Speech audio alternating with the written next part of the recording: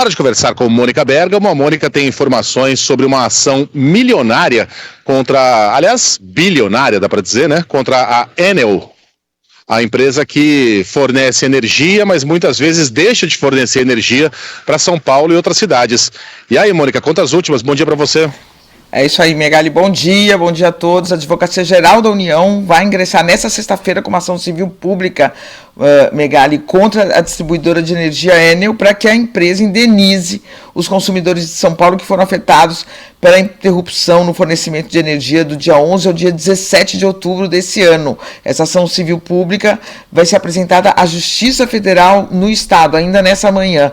Nessa ação, a AGU vai pedir o pagamento de uma indenização, vai exigir que a empresa, vai pedir que a Justiça determine que a empresa pague 260 milhões por danos morais coletivos pelas falhas no fornecimento da energia depois das fortes chuvas que atingiram a região metropolitana de São Paulo, No dia 11, a gente lembra, quem está aqui em São Paulo lembra bem, quem não está aqui em São Paulo viu o noticiário, um temporal deixou mais de 1,5 milhão de domicílios sem energia elétrica na região metropolitana e demorou muito para que esse serviço fosse normalizado. 5 dias depois, Megali, 537 mil imóveis ainda seguiam sem fornecimento de luz. Pelo menos 7 pessoas morreram.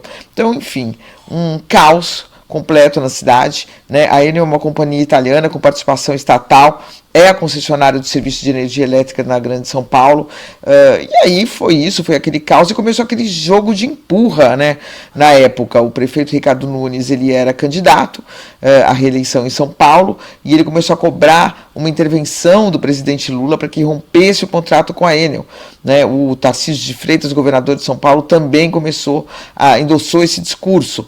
O Guilherme Boulos, que era candidato, falava, não, a culpa é da prefeitura, porque a prefeitura não corta as árvores em São Paulo, não poda as árvores, e as árvores caem sobre a fiação e, portanto, corta o fornecimento de energia.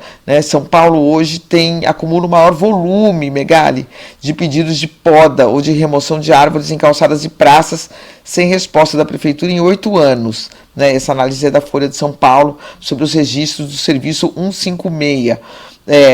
E aí a prefeitura culpa a Enel, porque diz que a Enel ficou de cortar 240 mil árvores, mas só executou 1% do serviço. O ministro das Minas e Energia, Alexandre Silveira, acusava o Ricardo Nunes de mentir sobre a renovação do contrato com a Enel, porque é fato, Quer dizer, você não vai numa canetada encerrar um contrato, porque ele é uma questão jurídica, Não cabe a um presidente, a um governador ou a um prefeito chegar a encerrar o contrato.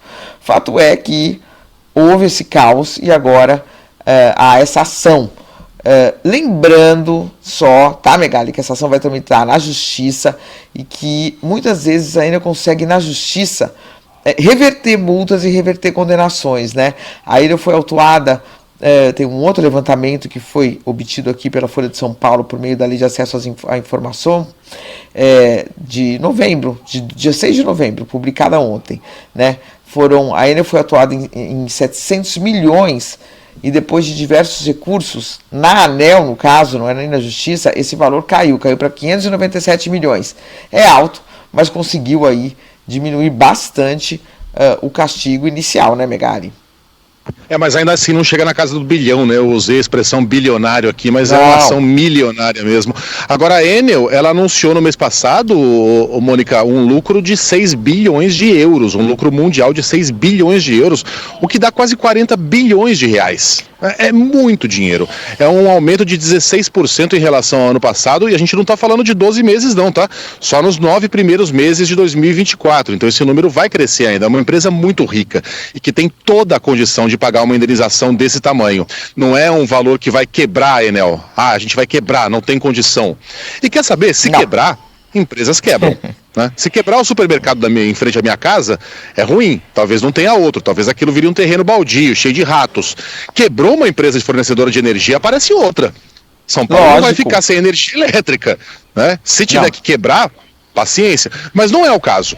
A empresa tem toda a condição de pagar essa indenização e, quer saber, merece muito mais que isso pelo transtorno que provocou, pela humilhação que impôs a tanta gente em São Paulo. Exatamente, Megali. Você sabe que o contrato da Enel chega ao fim em 2028, faltam o quê? 4 anos, né?